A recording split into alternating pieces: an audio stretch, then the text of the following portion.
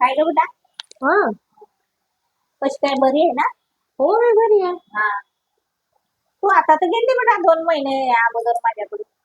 अगं मम्मी तुला काय सांगू, माझ्या आता नणद आली, तिचे पोरं आले, इतकं वैताग आणलाय त्या लोकांनी. असं का?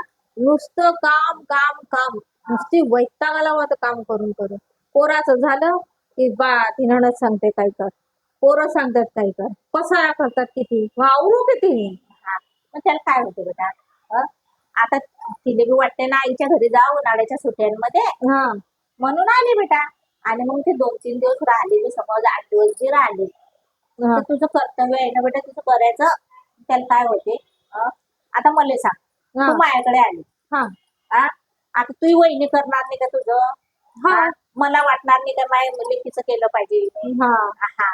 आणि ती जर चालली गेली माहेरी, हम्म, आणि तू आल्यावर मग मला नाही वाईट वाटणार का? सांग बरं. बरोबर. मग असं नाही करायचं बेटा. नणद येते 4 दिवसासाठी, आपल्याला त्रास झाला तर चालतो, हा पण नंदायचं करायचं असते बेटा. हा. अच्छा, जाऊ दे मम्मी, तुझं मला तू मला बोलली ते समजलं आता. आहे ना? आता मी 2 दिवसांनी माझ्या घरी चालले जाते. हा बेटा. मग या नसता आई बापाचे संस्कार समजता बेटा. हो मग अगदी बरोबर. मग